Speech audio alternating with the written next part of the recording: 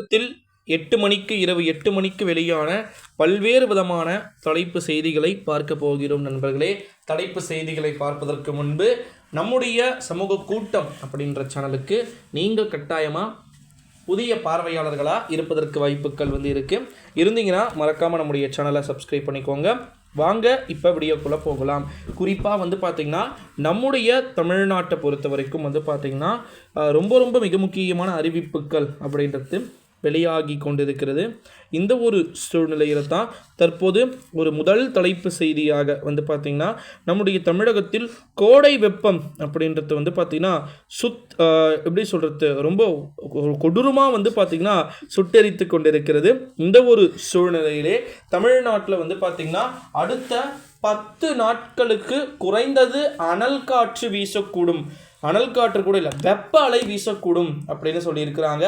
அடுத்தது குறைந்த எடையில் நாசில் கருவி, ராக்கெட்டின் உந்து விசையின் மூலமாக பார்த்திங்கன்னா நாசில் கருவியின் மூலமாக மக்களை நிலாவில் பார்த்திங்கன்னா அழைத்து செல்லக்கூடிய வரை இந்த போராட்டம் தொடரும் அப்படின்னு சொல்லியிருக்கிறாங்க. அடுத்த மிக முக்கியமான ஒரு தலைப்பு செய்தி என்ன அப்படின்னு பார்த்திங்கன்னா நடப்பு ஆண்டுக்கான அமர்நாத் யாத்திரை ஜூன் 29ஆம் தேதி தொடங்கி கிட்டத்தட்ட 60 நாட்கள் ஆகஸ்ட் 19ஆம் தேதி வரைக்கும் பார்த்திங்கன்னா நிறைவடையும் அப்படின்னு தெரிவிக்கப்பட்டிருக்கிறது.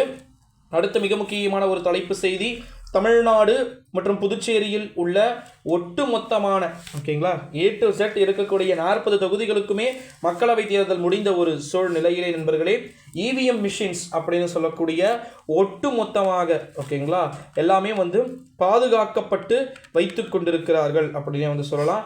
அடுத்த மிக முக்கியமான ஒரு தலைப்பு செய்தி என்ன அப்படின்னு பார்த்தீங்கன்னா தமிழ்நாட்டில் குறிப்பாக பார்த்திங்கன்னா இப்போ கோடை காலம் அப்படின்றது தொடங்கியிருக்கு.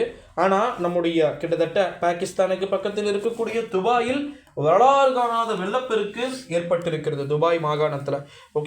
ஸோ இதனால் பார்த்திங்கன்னா அங்கே இருக்கக்கூடிய இந்தியர்களுக்கு சிறப்பு உதவி எண்கள் அறிவிக்கப்பட்டிருக்கிறது.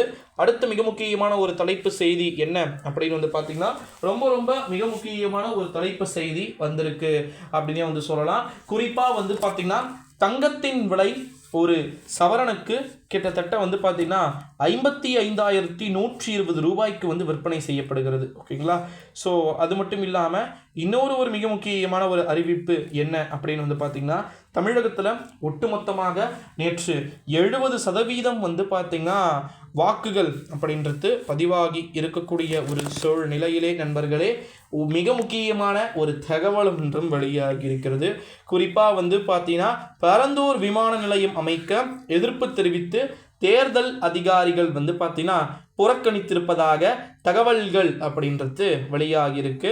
ஸோ கிட்டத்தட்ட ஒரு தொகுதி ஃபுல்லாக மக்கள் ஓட்டே போடாமல் போயிட்டாங்க அப்படின்னே சொல்லலாம். ஏகானாபுரம், நாகப்பட்டு கிராம மக்கள் ஒட்டுமொத்தமாக தேர்தலை புறக்கணிச்சிருக்காங்க. ஸோ இது போல் பல்வேறு விதமான செய்திகள் இருக்கிறது. ஸோ ஒரு செய்திகளையுமே நம்ம அடுத்தடுத்த காணொளிகளில் பார்க்கலாம் நண்பர்களே. ஸோ 10க்கும் மேற்பட்ட தலைப்பு செய்திகளை பார்த்துருக்கிறோம். இந்த வீடியோவை மறக்காமல் ஷேர் பண்ணிக்கோங்க.